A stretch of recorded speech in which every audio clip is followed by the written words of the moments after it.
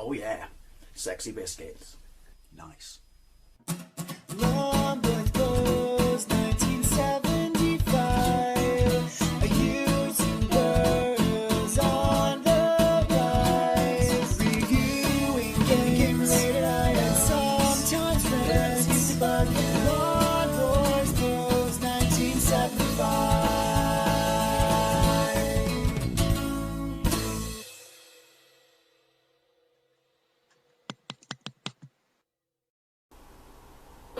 This is Lotus Esprit Turbo Challenge on the Amiga, released in 1990 by Gremlin Graphics, also released on the Atari ST, Spectrum, Amstrad and Commodore 64. I have a gameplay of it on the Spectrum. This was an absolutely massive deal back in the day, and it was one of the games I remember sitting in CDT, and I was the only kid in that class in 1990 who had a Mega Drive. And all the Amiga kids, there were 3 of them on the other side, go on about this game and how it kicked the Mega Drive's ass and stuff like that. And to be fair, I can't remember what amazing driving games there were on the Mega Drive in 1990, out when you come out to 1991. I just politely reminded them to shut up or we'd start talking about Strider again. Anyway, no, seriously, this was a big deal. It got like 90% in all the magazines it was reviewed in, and everyone would argue, technically it's amazing, it looks visually stunning. The Amiga version at least has a fantastic soundtrack, and lots of people now openly admit that it's not aged as well as you thought it had. I say all its faults that I'm going to mention in this video are completely apparent back then, and I know this because I played it on my brother's Amiga. Now, however, that said, sound is amazing, and you know, the presentation of this is absolutely sublime. But yeah, it's just, it's only half the screen. We'll get to that and why that is, but yeah, I don't know, I just, go back and play it now. Go back and play it now. Anyway, right, so it was really, really successful, and there were 3 games. There was this, there was a sequel, and obviously they made it onto the Mega Drive and SNES at some point, but they were called Top Gear. And yeah, there's a 3rd game. Now, Lotus Esprit was introduced by Lotus in 1976. It's a 2-litre naturally aspirated car, like the one that was in Bond.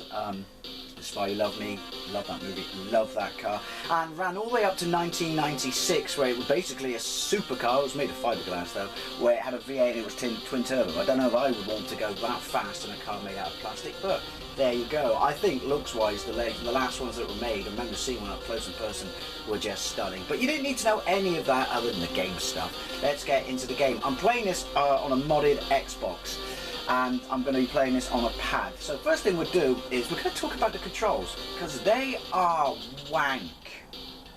That's a sexy car. Press fire. Don't know how many discs this came on, but the loading times are quite prevalent, and obviously I have cut them out. Anyway, game information. Normal control method, right, up. On a joystick, I don't know if you could use keys or a mouse, but on a pad, this is horrible. Up is faster, down is slower. Up and fire is change gear. Safe to say we won't be going with manual. I'm sure there are people out there who could play this and kick his ass on the Amiga. 32 stages on the Amiga, and they do vary, you know, in their graphical appearance, you know, presentation differently, quite a lot differently. And also you got to fuel up, and there's pits. I don't think that'll be happening. Anyway, alternative control method, fire is faster, but obviously slower is down, because you only have 1 fire button on the Amiga. Imagine if they gave it 2. I mean, come on. Push up, A gear, push down, down a gear. Yeah, so doing that on a D-pad, and back then as well on the joystick means you're gonna shift accidentally. Gear control. If computer assisted gears are selected attempting to change gear using the above controls will have no effect. Ladies and gentlemen, we have a winner. That's what I'm going for. Fire.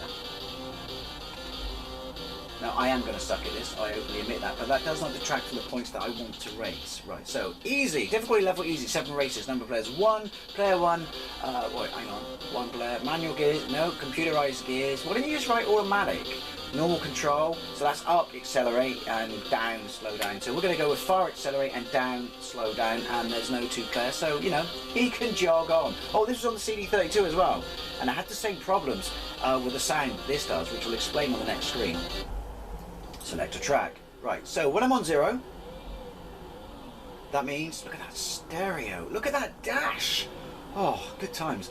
When you're on the, you know, you can hear the car revving, that means in-game you just have the sound of your car, other cars, crashes and stuff like that. If we go up, we get to listen to the music, which I just ballsed up. let me just go back to that.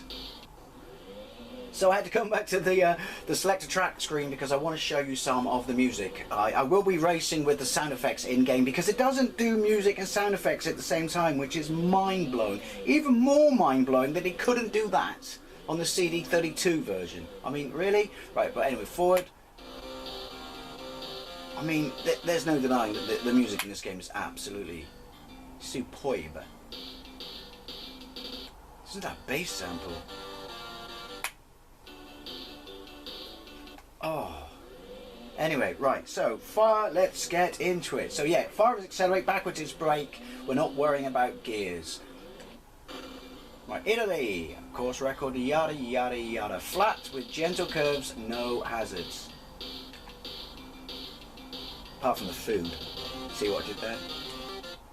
Here we go, here we go, here we go. Right, no, right off the bat, there's a lovely big picture of an Esprit at the bottom, because that would be where two-player would see there. So simultaneous, I forgot to mention that, simultaneous two-player, which is incredibly impressive for, you know, a game that runs, well, it does run smoothly, and I believe there is absolutely no slowdown. But why we can't skip that, they rectified it in the sequel, why we can't just get rid of that when we're playing single player, I don't know, because it cramps the screen, so it makes judging your distance to cars in front a bit pants. That's the first problem I have with it.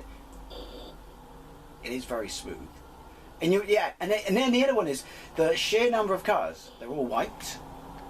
You know, think how much broken plastic is all over this road right now. How quiet the sound effect as well is a bit irritating. But yeah, they're all white, and there's loads from bottom right hand corner is at my 18th position, and then above that is fuel and stuff. And yeah, it is smooth. Now here's the thing: backwards is brake. If I let go of fire, because backwards is brake, this is kind of cool. Then you stay at the same speed. Now, the cars just wander all over the shop. I don't think it's an AI thing. I think it's just, they just wander all over the shop. That's the way they're programmed. Getting by them, because there's too many of them for a screen that's too cramped. Irritating. Now, obviously you're probably just saying, oh, you're bad at this, you suck at this, you know. No. Honestly, look at it. These faults were back then as well. A lot of them were rectified in the second one. Look at the size of him. When I overtook him, he got bigger. Right, what are we, 13th? I don't know how you pit up. Hopefully we won't have to. Oh, at least you don't get completely trounced when you hit one. We got a rev counter as well. Telling me my gears, which is obsolete because I'm automatic. Lotus signs on the side of the road. Just make sure you know that you're racing a Lotus, even though every other car on the track is a Lotus as well as yours. Think how much money is on this, because these are the SE Turbo versions of the car. So yeah, I just wish it was full screen. I mean, and they must have taken a lot of that criticism on board, I guess, with the second one. Oh, skiddy noise. But yeah, I couldn't back then either get past the whole half a screen is a bloody side-on picture of your car. Again, in case you forgot that you're driving a Lotus. You know, just so you know, it is a fantastic car. Oh dear, final lap. It is smooth. Is that a pit thing over there? That could have been a pit. I don't know how many cars I have to pass. Probably a lot more than this in order to pass to the next stage. My fuel's holding out quite well, which is amazing for a car that's this thirsty. I'm assuming this is the V8. I don't know. Yoink! Oh, you bastard! Wait! I only went down a place. So yeah, it's just too cramped for any real level of manoeuvrability. I know Outrun came out a year later on the Mega Drive, but you had sacks of room, which is what you need for a serious racing game. Now, I don't know if it got such high scores because generally all the other racing games at this point on the Amiga, you know, were considered a bit pants. But even then, you should still be able to say, hey, it's loads better than all those games, but ultimately it's still a bit flawed and pants, and certainly not worth 90%. Yeah, you're probably just saying, Dave, you sound really, really bitter. But again, these are my problems back then, and playing it now, they all come flooding back. You're not going to see any of the levels. I do apologise. Unless it lets me select it. I doubt it. I mean, if you had this back in the day and you think I'm just being overcritical and bitter, then let me know why. Or if you had this back in the day and you think I'm absolutely bang on in that, you know, how well it looked kind of, you know, blinded people to its apparent flaws. Because I'm sorry, they are there. I might try and play the second one on Amiga because it's also on this modded Xbox. Fire. Media. 15. Yeah. Practice. Ooh, practice. Please let me choose a level. Ooh. What Well, here you go. This would be me trying to drive it with up is accelerate. Now you're going to see that that was just not going to happen. No chance in hell. Feel free to rock out.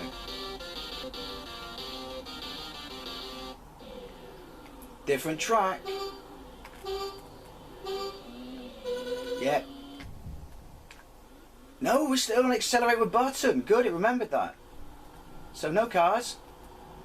See, even quieter. Why is the music so loud? Even though you can't have them both at the same time. But the actual in-game sound effects are quiet.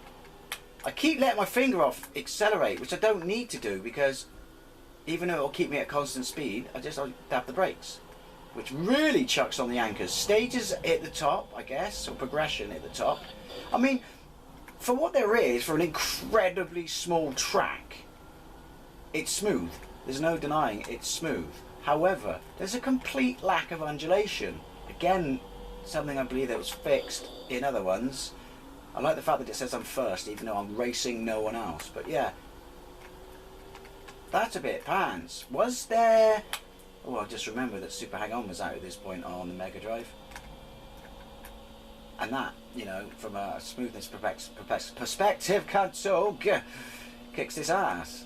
But again, what else was there on the Amiga at the time? You know, racing game wise. You know, Amiga, I remember playing with my brothers from time to time, but it wasn't my bag, and I spent most of my time, even though I could play, is playing with Mega Drive, because, you know, again, let's bring up the argument. Strider? Anyone? Mercs? Anyone? Ooh, and there's too sharp. I mean, if it goes that sharp from left to right, and you got cars on the track, you ain't got a chance.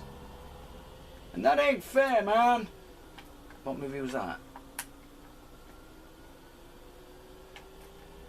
So yeah, technically very nice. I mean, obviously, if we look at the ports of Outrun on the Amiga, Atari ST, pretty much everything earlier on, a few years earlier on, 3 years earlier on, then yeah, this blows them out of orbit, because they were all shizen. Although I have a soft spot for the ZX Spectrum. Alright, one day, I'll get around to modding my actual Amiga 500 Plus and start doing proper gameplays with it. But it's so big. Ooh, the controls, that's something else we was lauded for. And I'm not talking about because when you got loads of cars on the track stuff. And maybe because I'm playing it on a joypad. I don't think they had a super sharp responsive, again, something else that everyone said it was, you know, ninja sats. I don't know. You know, they say never meet your heroes. Well, that's not fair, actually. It was never my hero in the first place, but possibly this is one of them. Anyway, I will try and do Lotus Esprit Turbo Challenge. I think that's how you say it too. What a mouthful! And maybe I'll revisit some of the ones on the Mega Drive and the SNES. But as always, I'd love to know what you think. Again, do you think I'm just being, you know, over critical? And there's a gem of a game in here, or can you see what I'm talking about? Small track, half screen, no undulation, too many cars, bad controls. Alright, you've only got one button. But that all aside, the Lotus Esprit is a banging car. Anyway, as always, thank you very much for watching. I'd love to know what you think, and I'll see you later. Why does it sound like I'm about to die in the ER? Oh, it's fuel! Ha ha ha!